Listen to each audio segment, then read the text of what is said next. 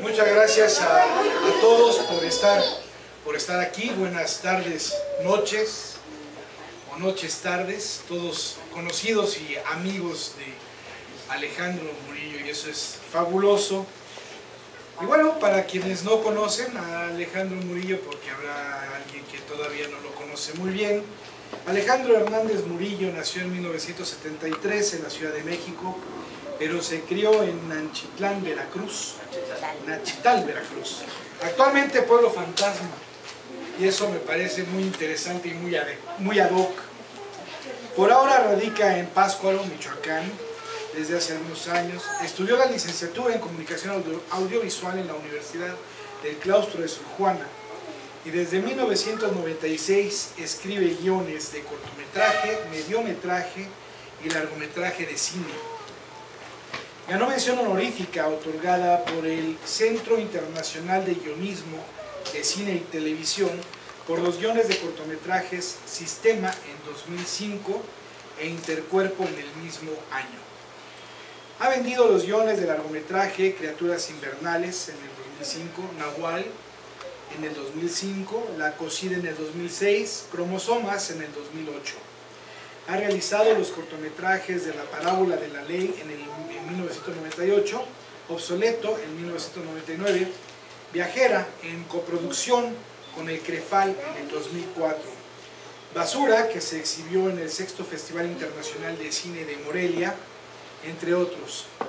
Destacan sus dos cintas de largometraje, también como director y productor. Estas son Espectros, también conocida como Ikirio no Genshu Kaidan, y Evidencia Hikikomori en el 2013. Desde el 2010 es presidente general de Ilustrato, asociación civil, una institución cultural en la que se apoya la cultura cinematográfica y literaria. Ha publicado cuentos en la revista Aniérica, el periódico El Liberal, Letralia y otros más.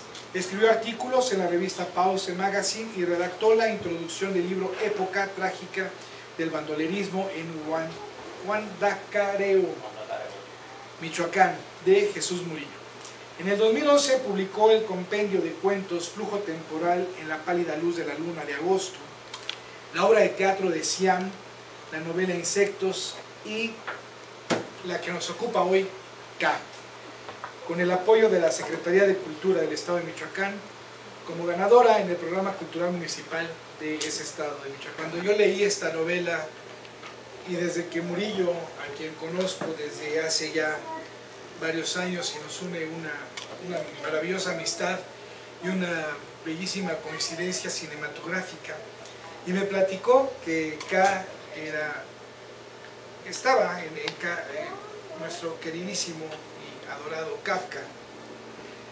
Yo como que no entendía muy bien la idea al principio. Antes de leer le decía, bueno, es biográfica, voy a leer algo de Kafka, y me encuentro con la sorpresa de que a Kafka lo encontramos como personaje. Si Kafka hubiera sido escritor aquí en nuestros días, sería un escritor costumbrista, ¿no? Porque realmente él nos ha enseñado, o nosotros hemos vivido en un mundo kafkiano fabuloso. Y por eso me encantó encontrarlo aquí, adentro, tratando de salvarse. Pero lo que más me fascinó de esta novela, y se lo dije a Murillo cuando me preguntó qué te pareció, fue una cuestión de sentimientos no encontrados, sino abruptos e impresionantes. Hemos leído a muchos, todos los que estamos aquí, a muchos escritores, a muchos novelistas. Hemos leído al realismo mágico de García Márquez, hemos leído las obras de muchos autores de latinoamericanos como Octavio Paz, Fuentes, y vemos las imágenes cuando describen los paisajes, o Vargas Llosa con su intrincada manera de describir, porque yo tengo problemas con Vargas Llosa, pero vemos los paisajes, imaginamos los lugares, imaginamos a las personas. Pero con Murillo me sucedió algo que no me había sucedido en toda mi vida. Yo no me imaginé absolutamente nada, yo lo vi y lo sentí, y eso me sorprendió muchísimo. El hecho, por ejemplo, y no voy a decir mucho porque la tienen que leer los que no la han leído, el hecho de apagar la luz de la habitación y leer con una sola lámpara, alumbrando las páginas, me permitió meterme a la atmósfera del libro y no imaginarme una habitación, sino de estar en la habitación. Y eso es lo que logra Murillo con su novela. No nos hace imaginar, nos transporta al lugar. Y eso fue lo que a mí me encantó. O más allá aún, que ustedes lo van a leer, no imaginar a una cucarachita de metal, como decíamos hace rato, ¿no? Caminando por la piel y que va a meter una aguja en un ojo. Porque no me lo imaginé, la sentí y el ojo me dolía. Entonces las torturas me dolían y las torturas yo las sentía. Eso creo que es el primer escritor, el primer autor, el primer novelista que me hace transportarme a esas sensaciones. No a imaginarlas, a sentirlas, a vivirlas. Es envolvente este libro, es una lectura completamente envolvente y nos adentramos a unas maravillosas 253 páginas que la verdad me las aventé en 2 días. Y eso porque los ojos se me cansaron, ¿no?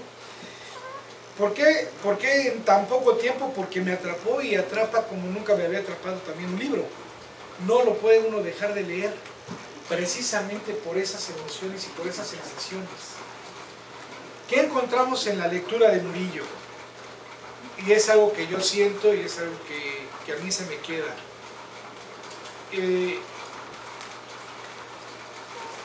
Una cuestión muy interesante, que es el hecho de que Murillo habla de lo que ningún otro autor quiere hablar de la naturaleza humana.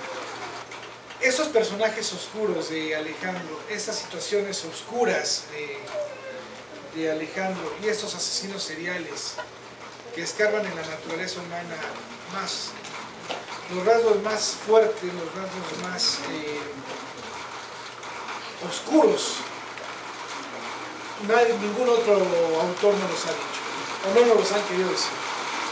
Y creo que eso es lo valioso de Murillo, que se enfrenta a esto, y él nos dice, los seres humanos también somos así, porque es parte de nuestra naturaleza. Es obligatoria que la lean, es realmente una maravilla de novela, como todo lo que hace Murillo, y es muy recomendable, porque aparte ocurre algo mágico. La escribiste antes de conocer Praga, por referencia de lo que habías estudiado de Kafka. Sí, y por lectura histórica. Por lectura histórica. Sin conocer Praga nos describe una Praga maravillosa. Y que va más allá de lo que es Praga. Es una Praga kafkiana, por sí misma, en donde los laberintos están intrincados y los edificios oscuros y las calles oscuras por donde va Kafka realmente también nos atrapan. Y simplemente, como les digo, esto no crea imaginación, los transporta y los lleva. Estoy seguro que los que ya la leyeron coincidirán conmigo de lo que sintieron, no lo que imaginaron. Los que no la han leído, si quieren realmente sentir emociones fuertes, aquí están, en Kafka. A los que no lo conocen, que creo que son 2 personas, Murillo. Bueno, pues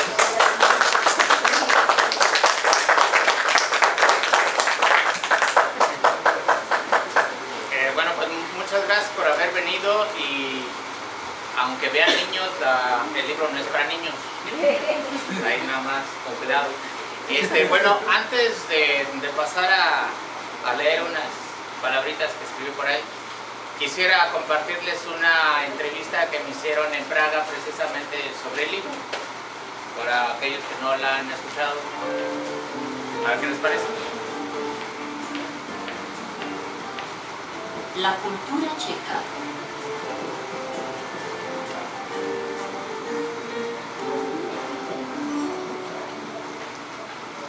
El escritor checo Franz Kafka sigue sirviendo de inspiración para autores de todo el mundo. En su novela Octave, el escritor mexicano Alejandro Hernández Murillo convierte a Kafka en el protagonista de una historia entre el terror y lo policíaco, situada en una Praga inundada. más con Carlos Ferrer. En la Praga de 1922, alguien comienza a asesinar de forma serial a catedráticos de ciencias exactas.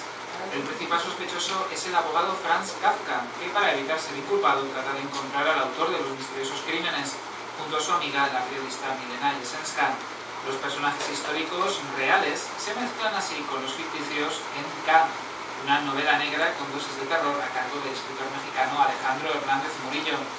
La obra, publicada en 2011 gracias al Programa de Desarrollo Cultural Municipal de Pátzcuaro, en el estado de Michoacán, fue sin embargo concebida mucho antes, en 1999, como comenta el autor. Cuando estaba estudiando la carrera de comunicación audiovisual, en un semestre teníamos que crear un producto audiovisual y yo quise hacer un mediometraje que duraba como unos 40 minutos. Y a mí hay nociones que siempre me han gustado mucho. Uno es Kafka, otro es el asesino serial y las otras son las matemáticas. Entonces, para hacer este trabajo quise hacer una historia complicada. Además, mi intención siempre fue hacer cine. Entonces quería aprender a narrar cada vez historias más largas. Así que surgió el guión. Pero al final de cuentas, por X razón, no se pudo realizar el mediometraje, no se consiguió el financiamiento, entonces el guión quedó ahí abandonado y como que al año dije, no, esta historia me gusta mucho, entonces la empecé a hacer más compleja, metí más personajes. Podría parecer forzado convertir a Kafka en el protagonista de una novela de género, donde además toman un papel protagonista las matemáticas. Sin embargo, Murillo rinde así un homenaje a uno de los escritores preferidos de su adolescencia, considerando además que es precisamente la obra de este autor checo de origen judío la principal fuente de inspiración para la atmósfera de la historia. Siempre me ha gustado en mis historias mezclar temas que aparentemente no tienen relación entre sí, buscarle una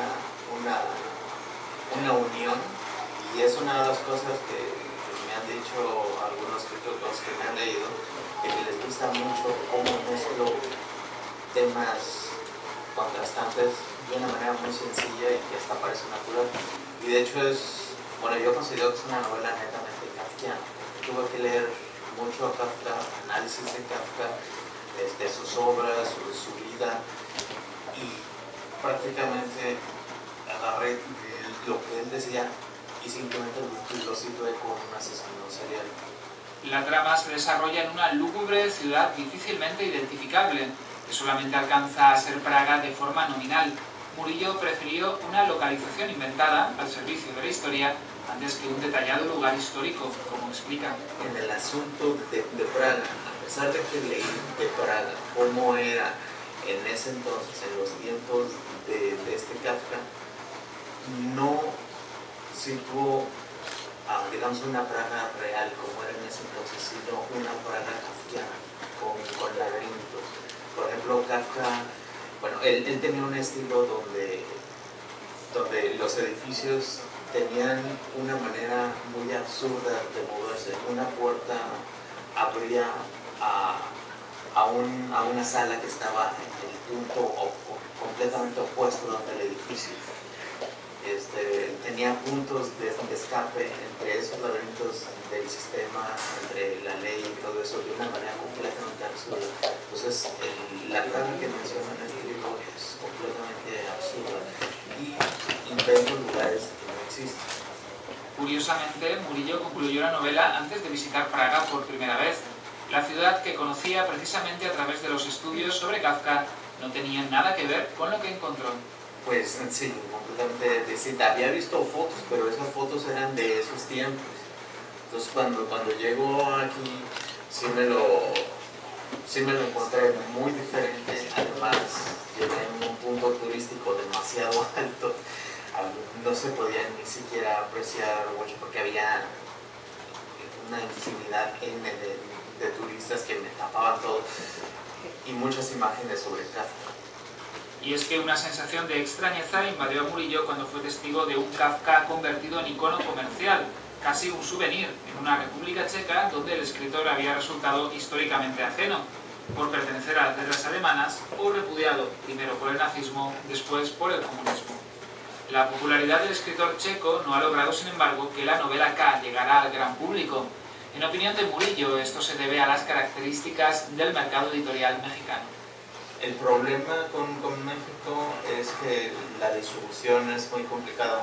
Las editoriales no fácilmente publican a escritores novatos, por así decirlo. Y un problema muy grande es que en México se lee en promedio un tercio del libro al año. No se está comprando mucho, no hay, pero los pocos que la quieren sí les gusta mucho y sí me lo hacen saber. Otra razón de su limitada proyección es, de acuerdo con Murillo, la cerrazón de la escena literaria mexicana a la novela de género, donde una historia de terror psicológico kafkiano como la suya no encuentra cabida. Sí se necesita tener relaciones para publicar con ellos y además el tipo de historias que yo escribo son muy diferentes y este en específico es muy diferente. Lo que pasa es que a veces siento que el estilo literario mexicano se quedó en obras como Juan Rulfo, en obras al estilo de realismo mágico como Gabriel García Márquez, ese tipo de historias. Se habla mucho de los campesinos, se habla mucho luego de los dramas urbanos de la Ciudad de México y no hay mucha abertura a otros géneros de aventuras, géneros de terror, de vampiros, en este caso de un asesino serial, no está muy abierto. Alejandro Hernández Murillo es autor también de las novelas El último noble, Necros e Insectos, esta última publicada en 2011 en la editorial Pelícano. Sus cuentos han aparecido en la revista Nierica o en el periódico El Liberal. En su faceta audiovisual, Murillo es director y productor de las películas Espectros y Evidencia y Hikikomori, y de los cortometrajes La parábola de la ley, Obsoleto, Basura y Viajera. Bueno, pues quise compartir la entrevista esta y ahora paso a leerles unas palabras y luego ya no descanso. Una de mis escenas favoritas en el cine viene de Fisher King de Terry Gilliam, en la que Jack, actuado por Jeff Bridges, alcoholizado a punto de suicidarse, le habla a un Pinocho de juguete. Nietzsche dice que en el mundo hay dos clases de personas, las que están destinadas para la grandeza como Walt Disney y Hitler, y luego estamos los demás. Él nos llamó los torpes y los chapuceros. Nos toman el pelo. A veces nos acercamos a la gloria, pero nunca la alcanzamos. Somos la masa prescindible. Nos empujan a los trenes. Tomamos aspirinas envenenadas o nos asesinan en una hamburguesería. Aunque todos lo deseamos, no todos pueden llegar a la gloria. Pero en cambio la gran mayoría somos los torpes y chapuceros. La literatura, el cine, el arte, los monumentos. Prácticamente todo vestigio de historia está destinado a la grandeza. Los demás somos erradicados y el mundo desea pensar que no existimos. Somos los invisibles, o los olvidados, como nos llamó Luis Buñuel. Y sin embargo somos la gran cantidad de seres que transitan por el globo, los que creamos, los que trabajamos la tierra y hacemos posible su existencia. Sin nosotros los grandes no tendrían razón de ser. Y esos nobles, los líderes, los importantes, los idolatrados tendrían una validez tan efímera como un suspiro en el viento. Pero ¿cómo se decide la grandeza y a los torpes en realidad? La importancia viaja de un lugar a otro y solo el tiempo puede decirlo, o sus acciones o sus sueños. Franz Kafka era un ser insignificante, un loco sin sentido que no tenía presencia, un cobarde que no soportaba la imagen del padre, que tenía miedo de las instituciones, que el castillo imponente de Praga le caía como una baldosa pesada y no podía caminar por las calles sin sentir su mirada enterrándose en su nuca. Toda su literatura, sus cartas, sus diarios, es una muestra perfecta de la insignificancia de un hombre. Se veía a sí mismo como un insecto, como una rata chillona, como un niño llorón que no estaba destinado a nada, y ese peso lo agobiaba eternamente, obligándolo todos los días a escribir por lo menos una frase en su contra, e ingeniarse miles y miles de métodos suicidas, cada uno más doloroso y aberrante que el anterior. No obstante, a casi 100 años de su muerte, la K es Kafka, así como la S no es Shakespeare. Kafka es traducido a cientos de idiomas, su nombre es convertido en adjetivo, Sus libros se venden en todos los países. Desde los 70 se fundó una institución alemana especializada en el análisis de toda su existencia. Se han realizado infinidad de películas sobre él y su obra, y es un personaje turístico, orgullo de la República Checa. Se venden playeras, en tazas de café, en llaveros como una franquicia corporativa. Es un Kafka. Esta unión de valores, la grandeza y el loco es extraña, surrealista y apasionante, que me devoró desde la adolescencia cuando leí por primera vez La Metamorfosis. Kafka era todo lo que no había leído, unido a miles de símbolos ilógicos, sin sentido y dementes. Y fue precisamente eso lo que me motivó a usarlo como protagonista. Kafka es un personaje extraño en un mundo extraño. Y en mi novela K, lo uno a imágenes más extrañas todavía, como si con su muerte Kafka lo hubiera persistido en el espanto. ¿Qué es más espantoso que un asesino en serie? Matemáticas aberrantes, violencia gráfica en una Praga netamente kafkiana donde no hay escape, donde los personajes, por más poderosos que sean, siempre tendrán a alguien más imponente arriba de ellos que los presione hacia el infinito. Nadie está a salvo, todos son humillados y con una vida doliente y miserable. K no es una novela fácil, es gráfica, es cruel, absurda y extraña, donde su personaje, Franz Kafka, se pasea en un mundo creado por él mismo, persiguiendo un despiadado asesino que usa las matemáticas para ejercer sufrimiento, y las pistas para descubrirlo son teorías matemáticas.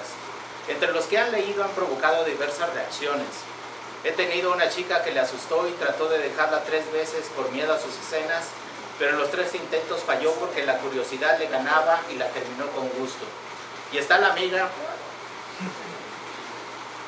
que comenzó a leerla una noche y al rato no podía despegar los ojos. Se me fue. Y al rato no podía despegar los ojos de sus letras, y cuando se dio cuenta ya había amanecido y se engulló el libro en una noche. Vale mencionar que cuando me dijo eso me hizo sentir orgulloso. Entonces hice un buen trabajo, pensé. Yo no soy grande, mis libros no son famosos, ni siquiera mi cine es reconocido. Soy de la segunda categoría.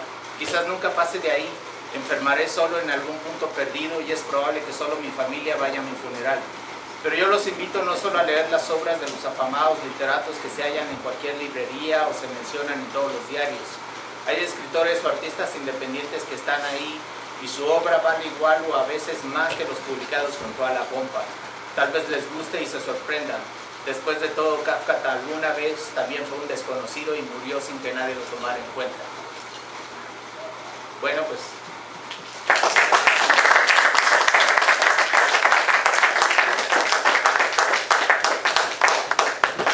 gracias por el aplauso y gracias por haber venido, y si tienen algunas preguntas pueden decirlas.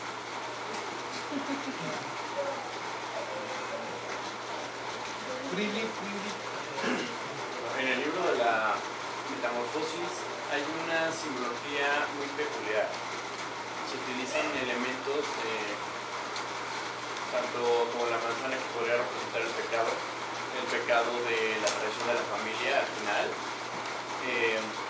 una transformación no solo física sino interna, y al contrario de Lovecraft es muy fantasioso, pero Kafka, aunque no se apega totalmente a la realidad, sí se puede sentir una empatía social actual y hasta personal.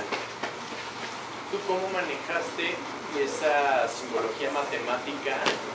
Y bueno, obviamente inspirado en Kafka, pero ¿cómo manejaste esa cuestión matemática para la cuestión de asesinos en serie? Bueno, las matemáticas están en el sentido de que el asesino es un matemático, y él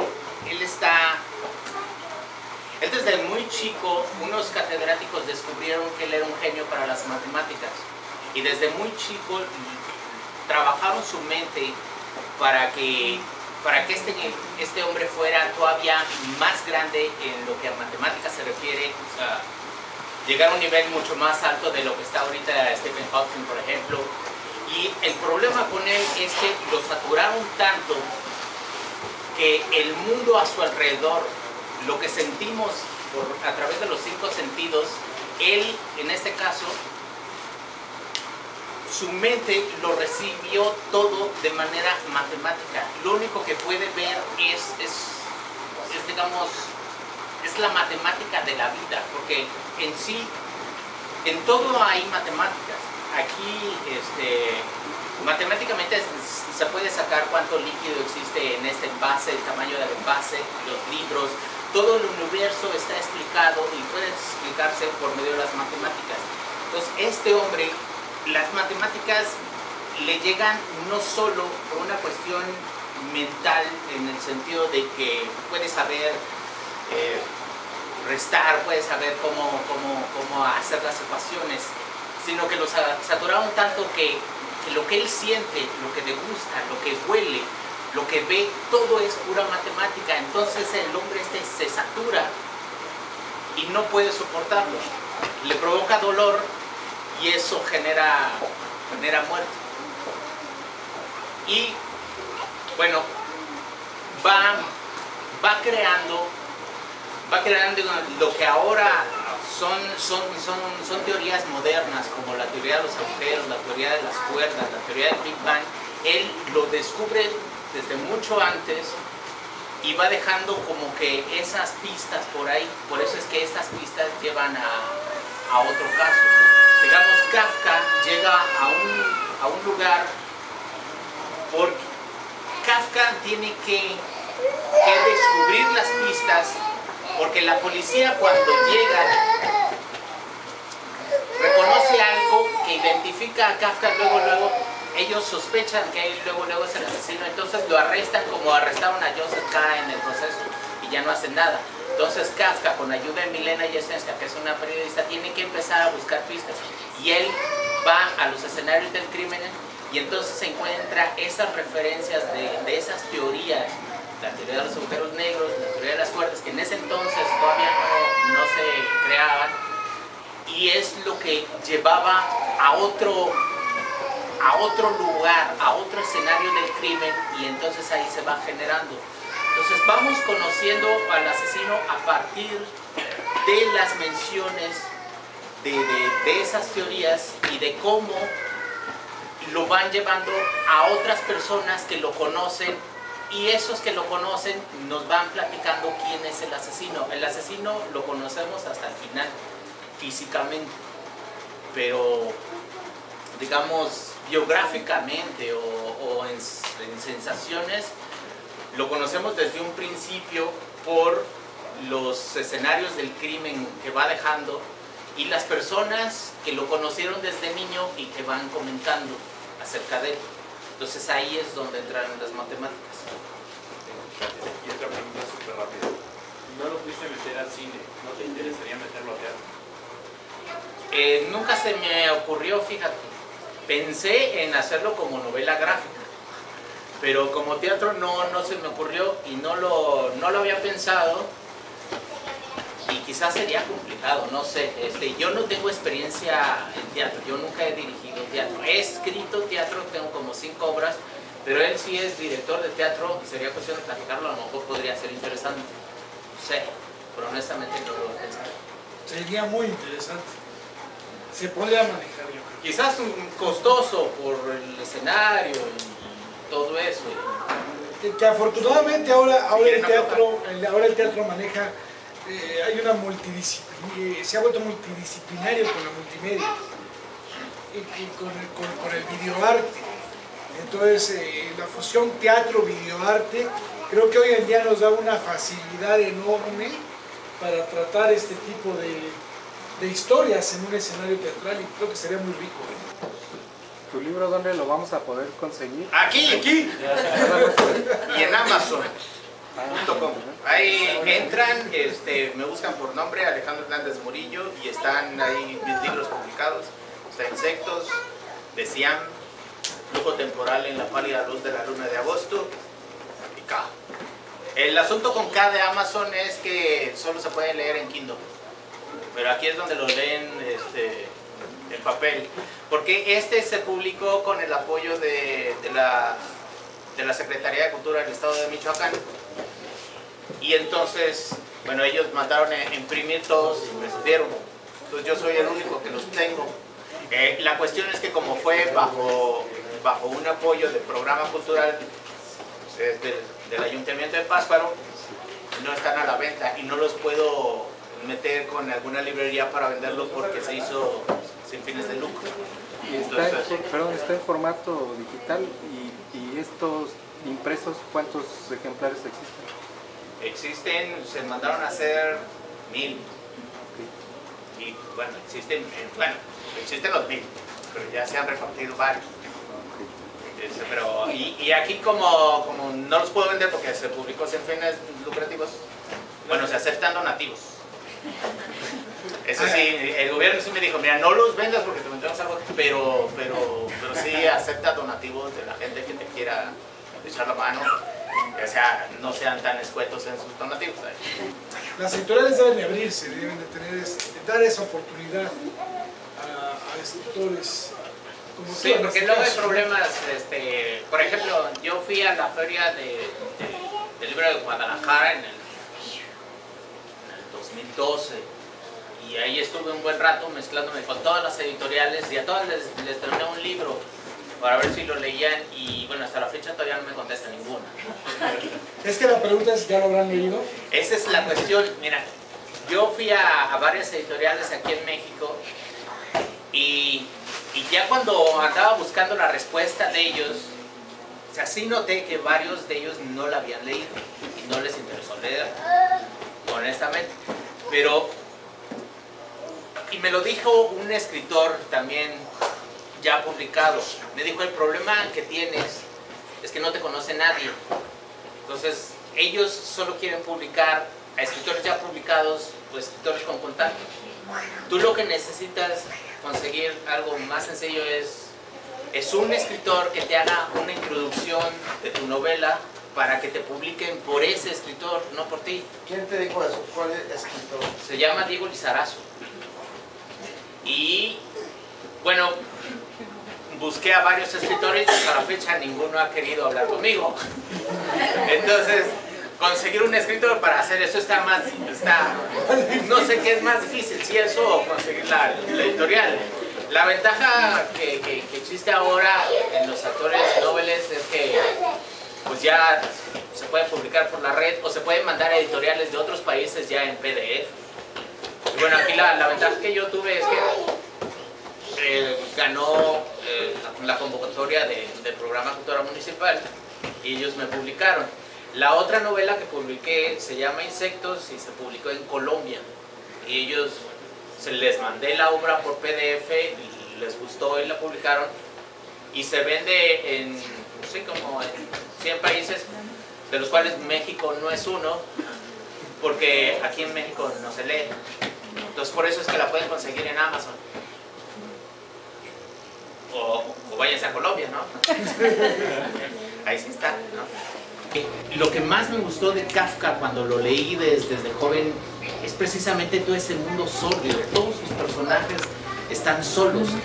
Siempre hay alguien que los está presionando y todos son miserables. Entonces yo me sentí identificado con él. Yo desde que empecé a escribir a los 6 años, yo ya escribía así. Y ya mataba gente. De hecho... ¿En las novelas?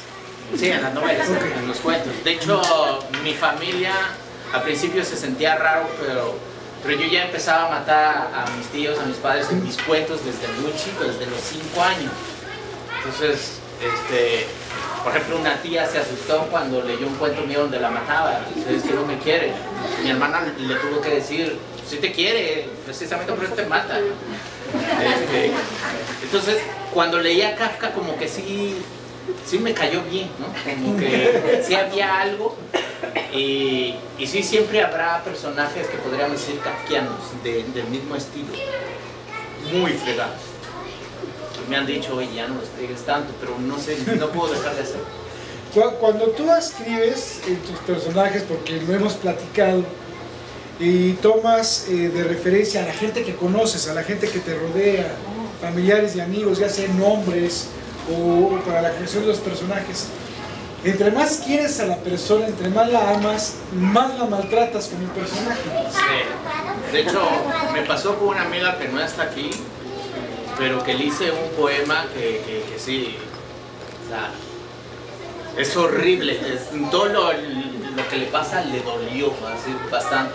Y ella, cuando lo leyó, como ya me conocía, me dice que lloró, porque todo lo que le pasó en la historia era horrible. ¿No? O sea, no tengo palabras para describir el hundimiento físico y mental en el que lo ponía, pero su mamá sí se asustó bastante. Pero sí, entre más quiero una persona, más lo jodo. Cuando nos veamos en una novela de Murillo y nos va muy mal, y entre todos nos vaya, sabremos que más nos quiere. Sí. Creo que es importante saberlo.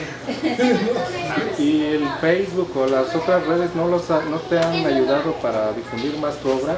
No nada más las novelas, sino otro tipo de escritos. ¿Te ha ayudado? Yo soy de la generación de Mad Max, o sea, del Nintendo, del VHS. Entonces, honestamente, todavía no conozco las redes sociales y no me meto mucho a navegar. De hecho, yo no paso de 5 páginas para navegar, entonces yo no sé hacer eso. Entonces, más bien ellos me echaron la mano en hacer eso en Facebook, y ya tenemos un buen rato anunciando la presentación y mira la cantidad de gente. Entonces,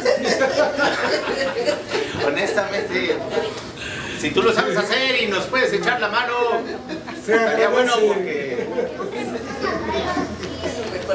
soy de la generación X, todavía no les sé mucho eso. Oye, y dices que esta novela es del 99, ¿no? Sí, la escribí en el 99. ¿Por qué?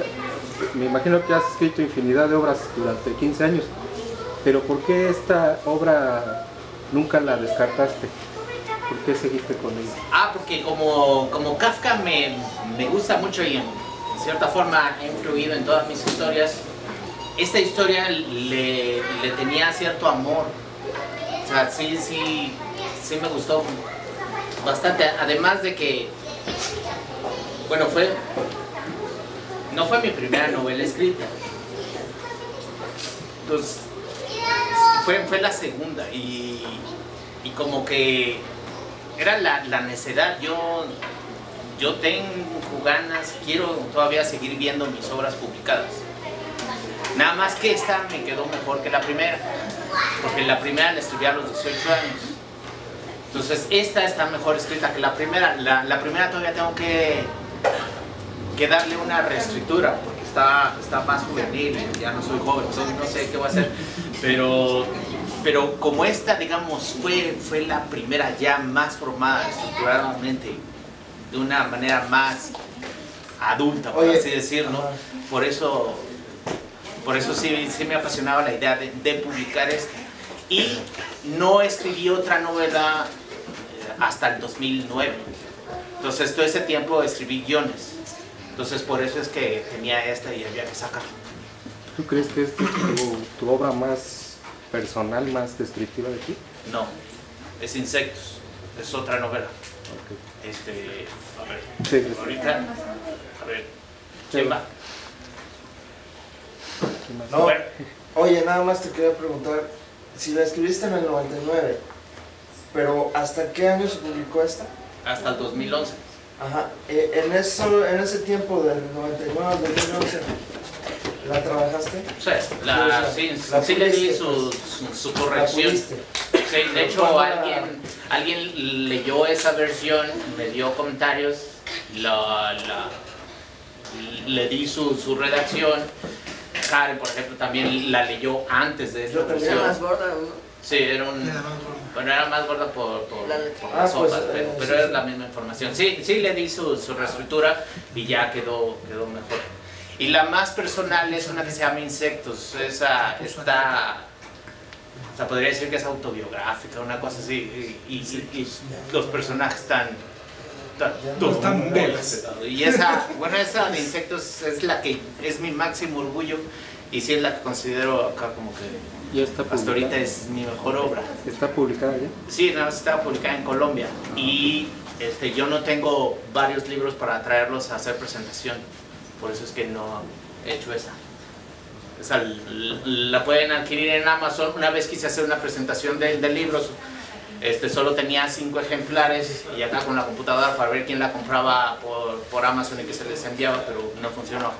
Solo se vendieron los 5 libros. Entonces, dije, pues no, ya cuando la publique aquí. Oye, ¿tú crees que uno como escritor está peleado con la mercadotecnia? O sea, ¿la cultura está peleada con la mercadotecnia? El escritor, yo creo que sí. Porque nosotros somos escritores, no somos vendedores. Se supone que el vendedor es el editor. Ellos son los que deben de hacer la distribución, los que la deben de llevar a las librerías y a ver cómo crear métodos de publicidad para venderla mejor. Los escritores escribimos y es muy complicado escribir como para meterse todavía en el asunto de vender. Entonces yo en mi caso, yo no soy vendedor. Entonces, me cuesta trabajo acercarme a una editorial o cuanto más venderlo. ¿Y entonces cuál sería tu opinión de los libros que han sido bestsellers? O sea, que sí se han vendido bien. ¿Son escritores más enfocados a la venta? ¿O cuál es tu opinión? Pues mira, de los bestsellers que he leído,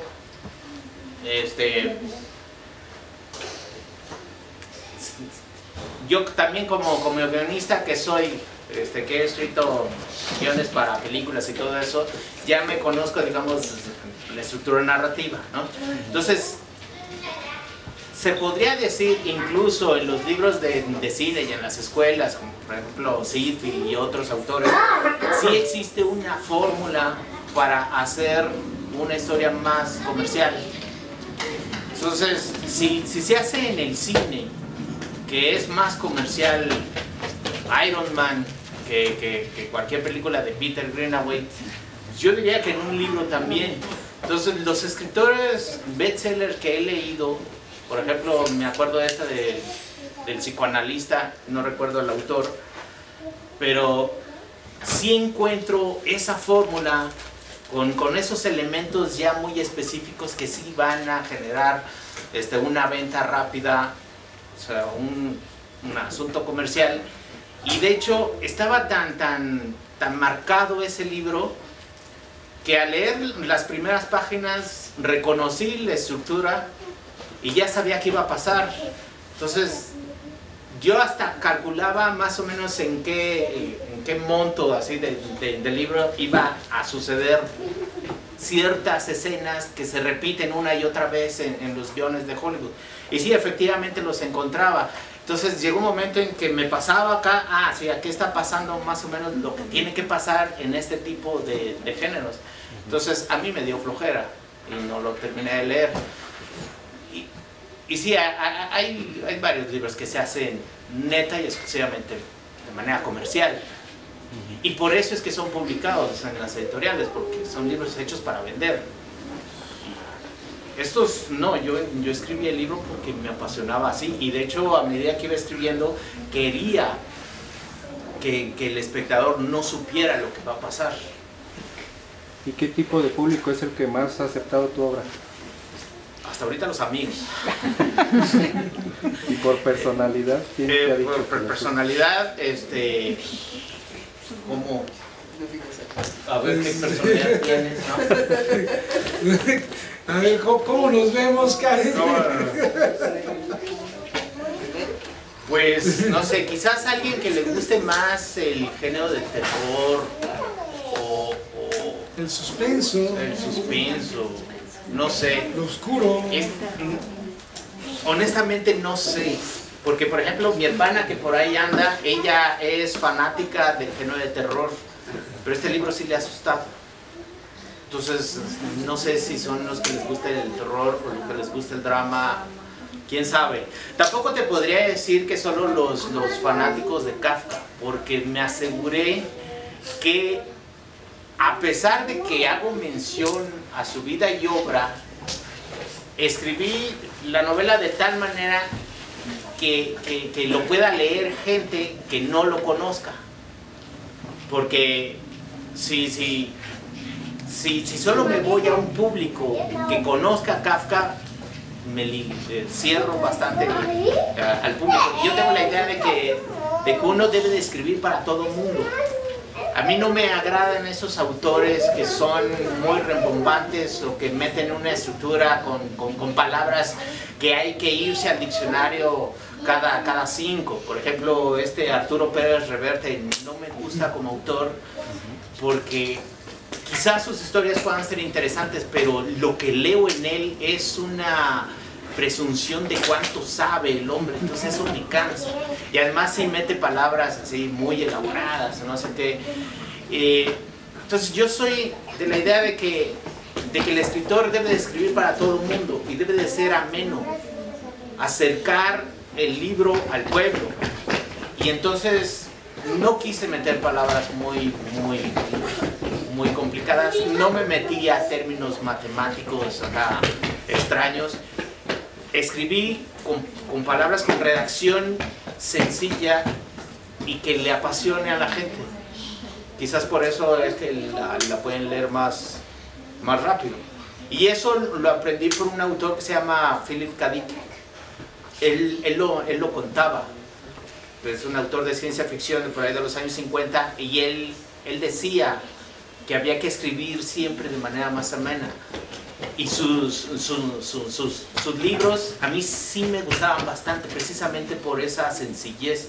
Y luego cuando leí eso ya me lo confirmó y entonces empecé a escribir de ese tipo. Otro autor que me inspiró para esta novela fue Mario Puzo con El Padrino. Algo que tiene esta novela es que al término de cada capítulo escribe una frase que interesa, una frase que digamos que da como que un resumen de lo que viene a continuación, pues de una manera muy directa y muy interesante. Entonces por eso El Padrino la leí rápido, eso me gustó bastante y entonces lo hice en este libro. Entonces al final de cada capítulo me aseguré que hubiera una frase que llamara la atención para que continuaran en el siguiente capítulo. Quizás por eso es que no lo pueden dejar de leer, porque los dejo picados para saber qué es lo que viene y así se van hasta que termina. Ahora que mencionas esta cuestión de la mercadotecnia, de la cultura y la mercadotecnia, y que mencionó Murillo que en nuestro país la lectura per cápita es de 1/3 del libro y que paradójicamente somos uno de los países que más ferias de libro tiene. Pero a mí ya me quedó claro hace 15 días que las ferias de libros sirven para que la gente vaya a ver las portadas de los libros, porque no compran de veras nada. No, y yo estuve en una feria de libros y yo veía a la gente en todos los estantes, estaba llena los estantes, pero realmente todo el mundo ve los libros y los deja. Pero ¿qué es lo que pasa? Yo creo que un problema que hay, más o menos contestando a lo que tú dices, desde el punto de vista de gestor cultural, es que hay una separación entre la cultura o los ejecutantes de cultura, como somos escritores, cineastas, actores, cantantes, bailarines, músicos, etc. Y ver la cultura como negocio. Hay un divorcio completo entre la cultura y el negocio. Cuando se hizo en alguna universidad privada un experimento que Karen por ahí me acompañó hace muchos años, que se creó una semana, es una universidad especializada en carreras de negocios, y se hizo una semana cultural para introducir a los nuevos profesionistas de las carreras de negocios para hacer de la cultura eso, un negocio. Entonces fue un experimento, se quedó lamentablemente en un año y ya no se repitió, pero yo creo que eso es lo que hay que buscar hacer. La cultura sí es negocio, nada más que hay que saberla guiar, y no necesariamente crear novelas comerciales, sino que este grado de novela, buscar de alguna manera hacerla negocio. Algo que vi en Praga ahora que fui, Es que allá sí, la cultura es negocio y se vende bastante bien. El asunto es que allá tienen más educación cultural. Acá no, acá la cultura es la dueña. No sé cómo se llaman las telenovelas. Y yo les digo burronovelas. Burronovelas, sí. Ahí es la banda machos, es donde llega la cultura a la mayor cantidad de gente. Entonces primero hay que educar al mexicano promedio a una cultura y luego hacerla comercial. Ahí es donde está difícil. Hay que hacer de la cultura un negocio. Sí se puede, sí es viable. Nada más que yo creo que romper paradigmas y trabajar mucho todavía en muchos años. Y quién sabe si nosotros alcancemos a ver resultados. Que nos quedan. Los 3 años que nos quedan. Quién sabe si alcancemos a verlo, ¿no? Perdón, y en el experimento de la universidad que menciona, ¿qué fue? ¿Sí funcionó? ¿O? Sí, esos alumnos sí realmente encontraron una comunión entre, por ejemplo, agarrar teatro cultural, no, bueno, todo el teatro es cultural, teatro underground, digamos, y colocarlo en el gusto del público. Así se logró, porque aparte hubo presentaciones de libros y convocatoria que la gente fuera, hubo cine, hubo fotografía, había varios eventos para que ellos aprendieran a manejar esto, ¿no? Cómo es que, por ejemplo, un libro no se puede colocar en el mercado, sino crear ganancias económicas y utilidades, tanto al autor como a la editorial. Pero bueno, finalmente quienes manejan las empresas editoriales, pues son administradores de empresas, no son escritores, ¿no? En la mayoría de los casos. Es a ellos a los que también hay que sensibilizar hacia que la cultura es negocio. Hubo buenos resultados, pero te digo, yo creo que faltó fortalecerlo para que toda una generación saliera sensible, ¿no? Sí, entonces los chicos de segundo año se quedaron con ese experimento y ya. Los que iban de salida tal vez se sensibilizaron un poco más. Pero si a toda una generación de administradores de empresas o de licenciados en negocios durante 4 o 5 años los sensibilizan, yo creo que se lograría bastante, ¿no? Gracias. Bueno, pues Cafecito, hay cafecito y hay panecitos. pancito. Ahí se quiere.